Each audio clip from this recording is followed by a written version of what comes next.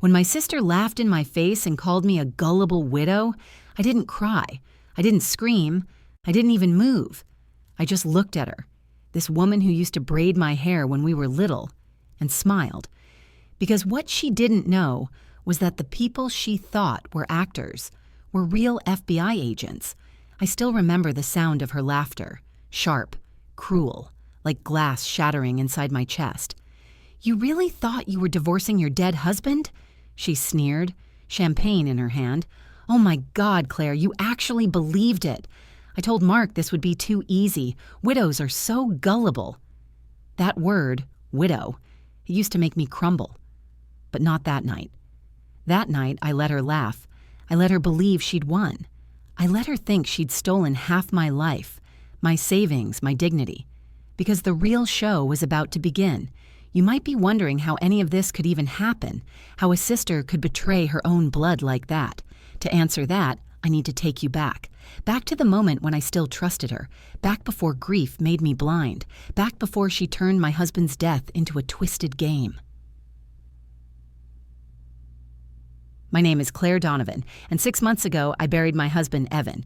He was 37, kind-hearted, the type of man who remembered to bring home flowers just because. We'd been married for 10 years, 10 years of shared dreams, inside jokes, and quiet Sunday mornings. And then, in one ordinary instant, a drunk driver blew through a red light and took it all away. I thought grief would make my sister, Rachel, and me closer. We'd always been opposites. Me, the quiet one, her, the wild one. But after Evan's funeral, she moved into my house, said she didn't want me mourning alone. She made me tea, handled the bills, answered phone calls I couldn't face. She said she was helping, and for a while, I believed her. But looking back, it all started with small things, tiny cracks in her kindness that I didn't see until they split open. The first time was when she insisted on managing my finances. "You're not thinking straight, Claire," she'd said, her tone firm but caring. "You could make a mistake. Just let me handle the accounts until you're better." I hesitated, but she'd always been the confident one, the organized one. So I gave her access. Then came the next comment. "You know, Claire, Evan would want you to move on. Sitting here surrounded by his stuff, it's not healthy." Her words stung. "He's only been gone 6 months," I whispered. "Exactly," she replied. "Half a year wasted on crying. You need to live again." There was no warmth in her voice that time, just impatience. Still, I told myself she was right. Maybe I was holding on too tightly. Maybe she really wanted me to heal. I didn't know then that every favor she offered was just another brick in the trap she was building. One morning, I found her in my office, rifling through Evan's old files. She jumped when she saw me. "Oh, sorry, I was just organizing your paperwork," she said quickly. "You had some legal notices that looked important." I remember her smile then, too wide, too forced. I brushed it off. I wanted to believe she cared. That's what grief does. It makes you desperate to trust someone. And Rachel knew that. She played the part perfectly. Last forward a few weeks. Rachel was in the kitchen laughing on the phone. I caught a glimpse of her notes scribbled on a pad. Names, numbers, something about court and estate finalization. When she noticed me, she covered the paper with her hand and smiled. "Planning your comeback party, sis. You deserve to celebrate life again." It sounded nice, normal. Until a few days later, I got a letter in the mail, an official-looking envelope with a seal. Inside it read, "You are summoned to appear for final dissolution of marriage. Claire Donovan versus Evan Donovan." My heart stopped. How could I divorce a man who was dead? I showed Rachel the letter, hands shaking. She barely blinked.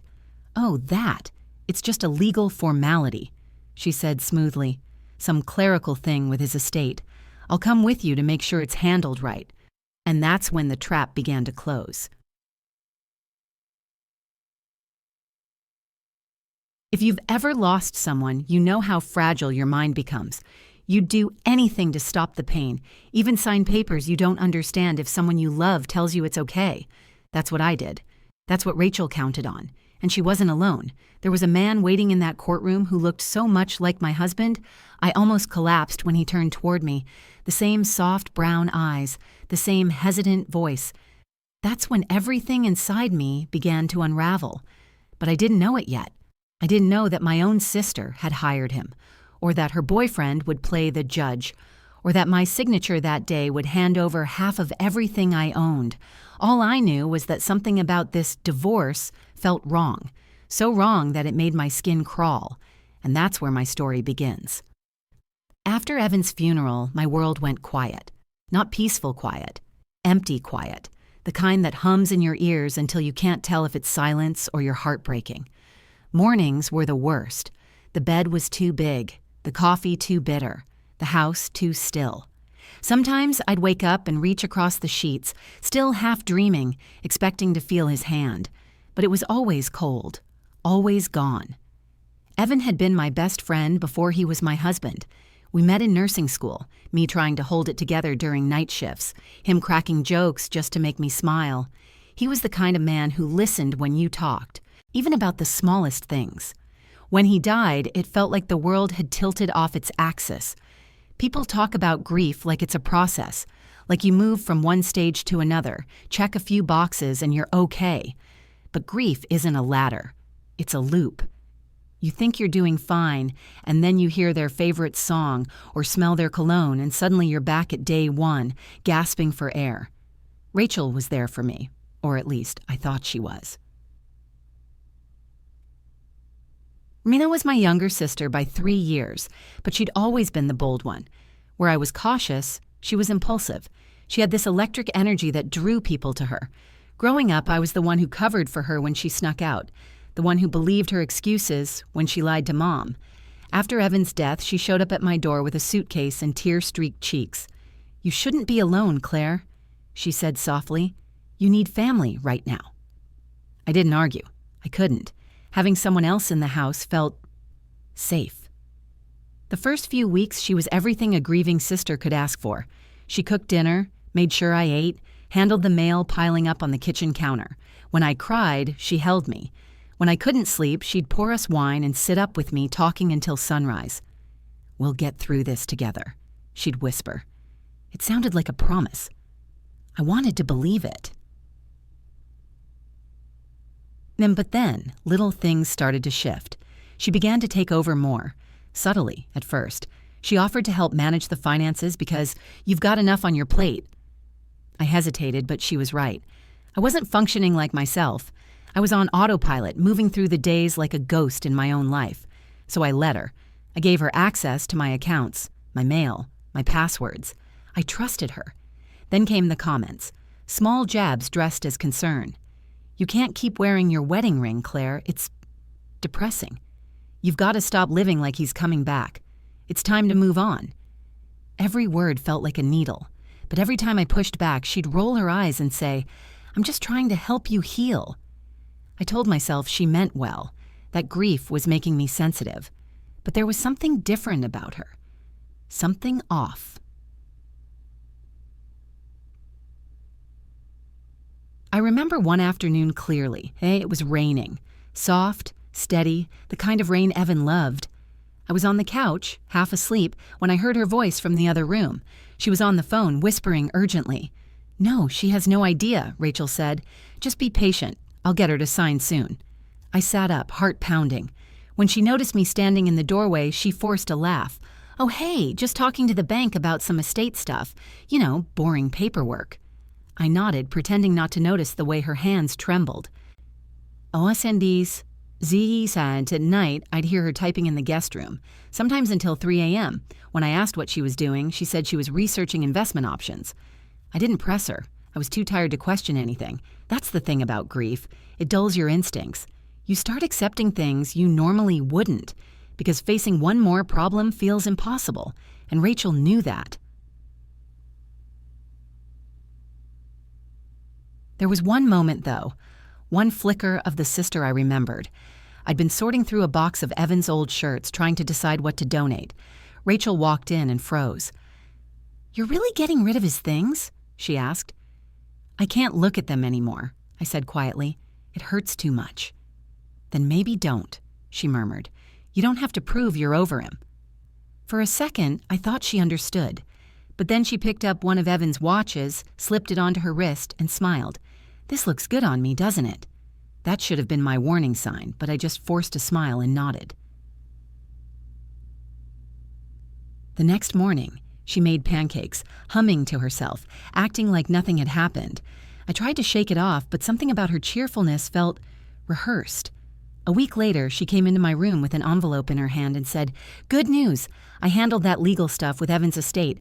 Just a few papers to sign later this month, and you'll be completely free." Free. That's the word she used. I didn't realize it then, but that freedom was the start of something dark, something planned. Rachel wasn't saving me. She was setting the stage, and soon she'd bring the actors in to play their parts. The letter came on a Tuesday. I remember because it was the first morning I'd woken up without crying. The air felt lighter, like maybe I was finally learning to live again. Then the envelope showed up. Thick, official, with a courthouse seal in the corner. At first, I thought it was another condolence form or insurance claim, but when I opened it, my stomach dropped. You are hereby summoned to appear in Fairfax County Court for final dissolution of marriage. Claire Donovan versus Evan Donovan. I read the words 3 times, my hands trembling so hard the paper shook. Dissolution of marriage, divorce. Evan was dead. It had to be a mistake, some clerical error. I rushed to find Rachel. She was in the kitchen, blending a smoothie, humming. "Rachel, look at this," I said, thrusting the paper toward her. "It says I'm getting divorced. From Evan. How is that even possible?" She took the letter, skimmed it, and nodded slowly. "Oh yeah, that's just estate stuff. Sometimes they have to legally dissolve the marriage before they can close the account records. Totally normal." "Normal?" I snapped. "I've never heard of divorcing a dead person." She set her smoothie down and placed a hand on my shoulder.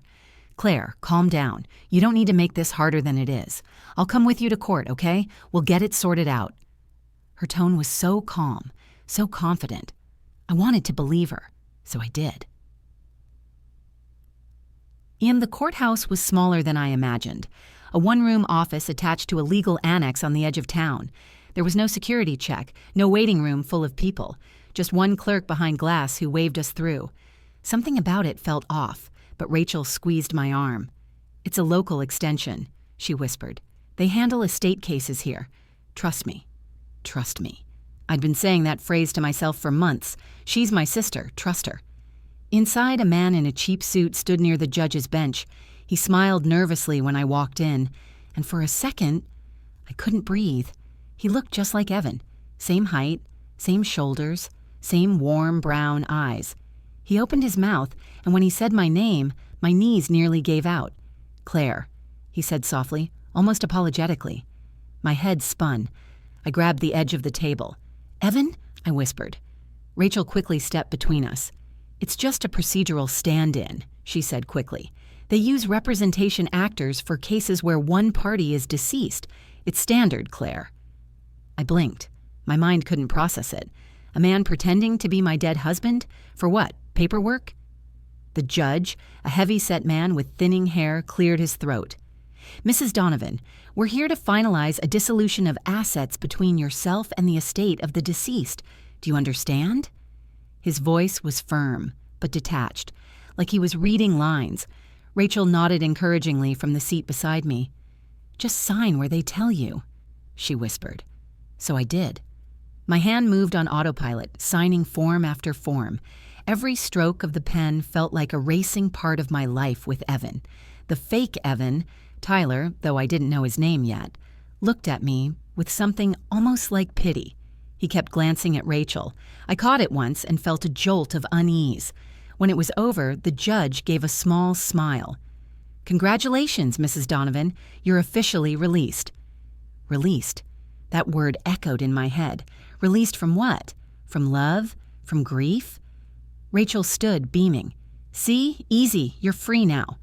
She led me outside like I'd just graduated from something. That night, she opened a bottle of champagne. "To new beginnings," she said, handing me a glass. I stared at the bubbles rising and felt sick. Why does this feel wrong, Rachel? I whispered. It doesn't make sense. Why did I need to sign anything? She rolled her eyes. You always overthink everything, Claire. This is done. You can finally live again. I wanted to believe her. I wanted to let it go. But the next morning, when I checked my bank account, half my savings were gone.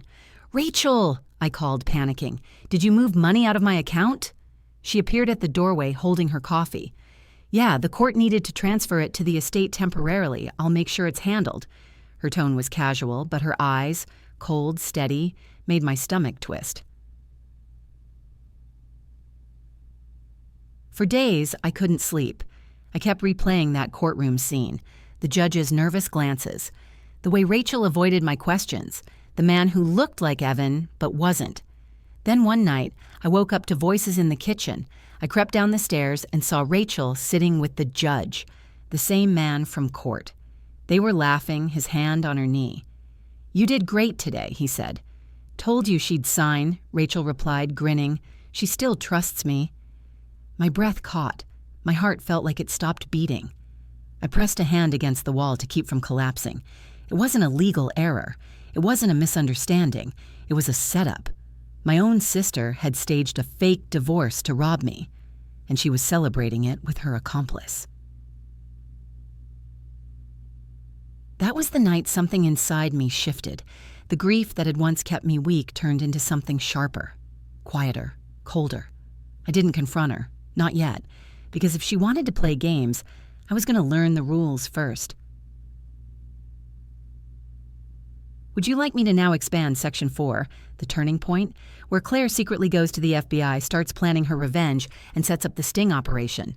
Also to 700 words in the same cinematic tone? You said, yes, expand Section 4 and do it in 700 words. ChatGPT said, perfect. Here's Section 4, the turning point, decision or action taken, expanded to around 700 words, continuing in the same cinematic, emotionally charged first-person YouTube storytelling style. This section captures the moment Claire shifts from victim to strategist, quiet resolve replacing her heartbreak as she sets up her sister's downfall. It balances suspense, intelligence, and emotional depth to keep the audience hooked. The night I overheard Rachel laughing with that man, the fake judge, something inside me snapped, not in the way people imagine when they think of anger. It wasn't loud or explosive. It was cold, controlled.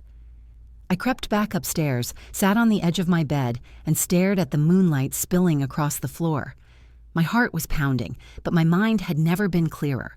All this time, I'd been living inside her story, her version of events, her manipulation, her control. That ended tonight. If Rachel wanted to play games, then fine, but this time, I'd play to win. The next morning, I acted like nothing had happened. She made pancakes, humming the same pop song she always did when she was pleased with herself. I sat at the table, forcing a smile. Rach, I said softly, thanks again for helping with the legal stuff. I know I've been emotional. She smiled without looking up from the frying pan. You needed me, Claire. That's what sisters are for. I wanted to laugh, or maybe scream, but I kept my face calm, even grateful. That's when I realized something powerful. Rachel only understood control. The moment she felt she had it, she got careless. I was going to use that. I spent the next few days quietly collecting everything I could. The fake court summons, the bank transfer receipts, copies of the divorce papers she'd made me sign. I took pictures of them all and stored them on a hidden flash drive, tucked into a hollowed-out book on my shelf. Then I called someone I hadn't spoken to in months, Officer Ben Carter, one of Evan's old friends. Claire, he said, surprised. Hey, I've been meaning to check on you. How are you holding up? Not great, I admitted. Ben, I think I've been scammed. By Rachel. There was a long pause. What do you mean, scammed? It's complicated, but I think she staged a fake court hearing. Fake judge, fake husband, everything. And I think she stole my money. His tone changed instantly. All business. Don't touch anything. I'm coming over. He arrived within the hour, his badge tucked in his jacket. After I showed him the documents, he looked at me with disbelief. This isn't a legal summons, he said, holding up the letter. There's no county watermark, no case number, and the judge's name doesn't exist. I felt sick, but hearing it out loud also gave me strength. So, what do I do? I asked. He hesitated. This is bigger than local police. You need to take this to the FBI. Fraud, impersonation, identity theft. It crosses state lines if any funds move digitally. My stomach tightened. The FBI. The words sounded unreal, like something that happened to other people. But Ben helped me make the call. 2 days later, I was sitting in a beige conference room inside the FBI field office. A woman in a navy suit introduced herself as Agent Laura Harris. Her tone was calm, but her eyes were sharp. The kind that saw straight through you. I told her everything.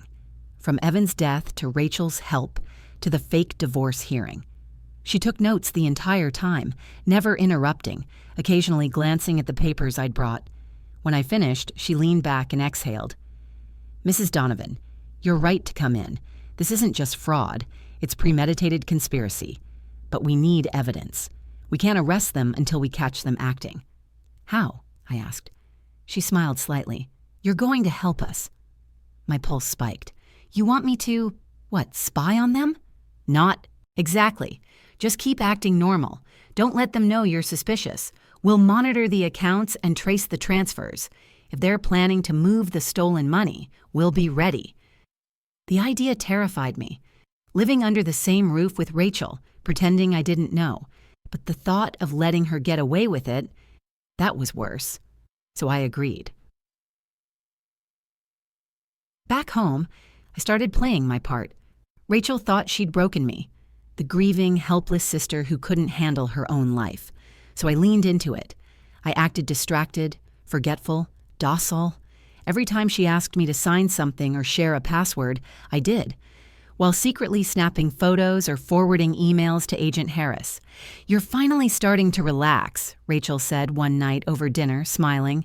You're more like yourself again. Yeah, I said softly. Maybe I'm just finally free. She laughed, completely unaware that she was being watched, that every message, every transfer, every lie was now being traced. A week later, she told me she was throwing a victory party.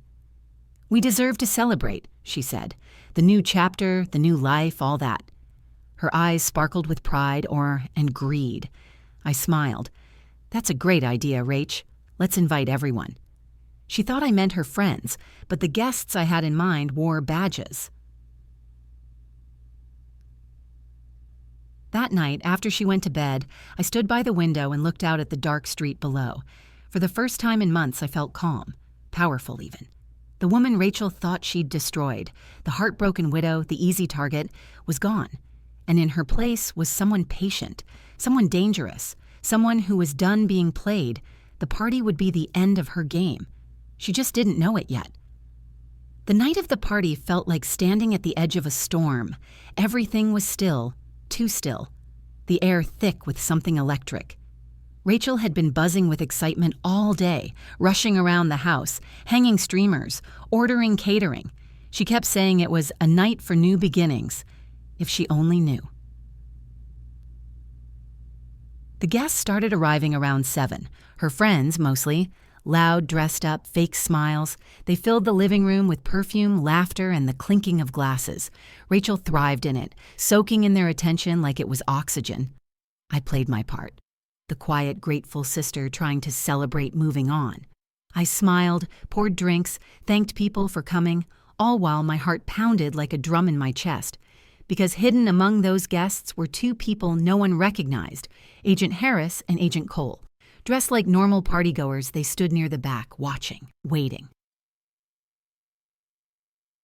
Rachel clinked her glass with a spoon. "Everyone," she called out, standing in the center of the room. "Can I get your attention?"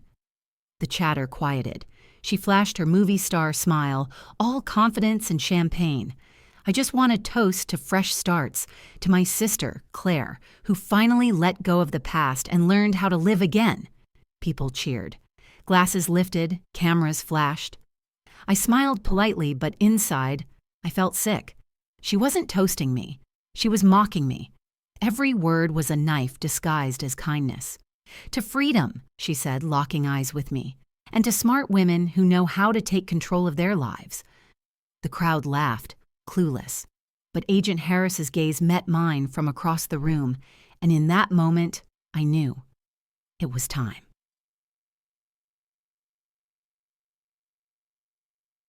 Then came the final straw. Rachel turned to Mark, the fake judge, and wrapped her arm around him. And to this man, she announced, who helped me pull off the most complicated legal project I've ever handled. He smirked, raising his glass. Couldn't have done it without you, babe. Babe. The word echoed through me. I could almost hear the sound of glass shattering in my chest again. The same sound from the night she called me a gullible widow. But this time, I didn't break. I just smiled. Actually, Rachel, I said, setting my glass down gently, you didn't pull it off. She blinked. Confused laughter rippled through the crowd. What are you talking about? She asked, still grinning. I took a step closer. My voice stayed calm. You've been busy. The fake judge, the fake husband, the fake divorce. It was quite a production. Her smile faltered. Claire, what? But the best part, I interrupted, is that the actors you think you hired tonight, they're actually real agents. Before she could respond, the front door burst open. FBI, don't move!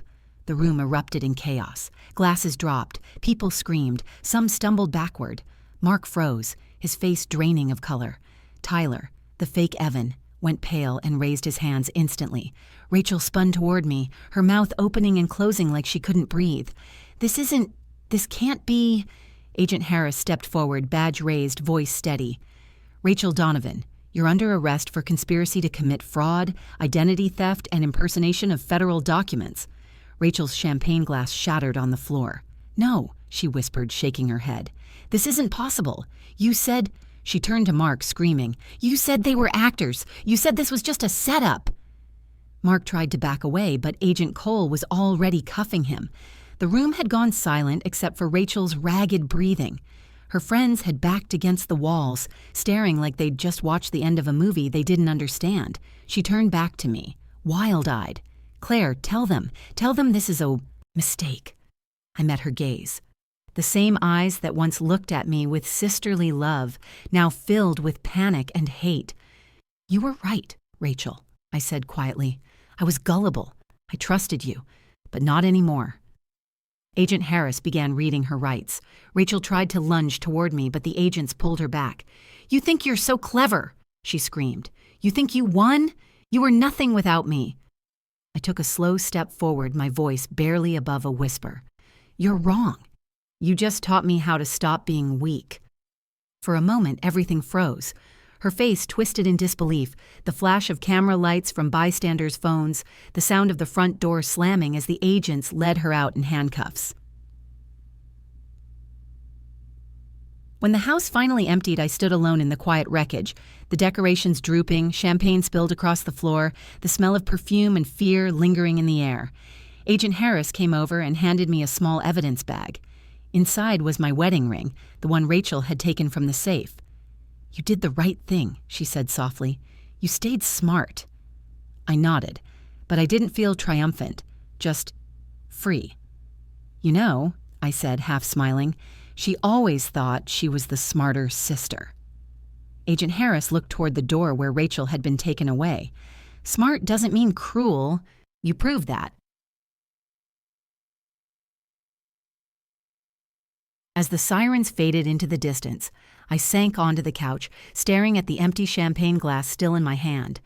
Rachel had always loved control. She thought power came from taking things, money, trust, love. But she never understood that real strength comes from knowing when to stop being afraid. And for the first time since Evan died, I felt that strength. I wasn't the victim anymore. The morning after the party, the house felt like a stranger's.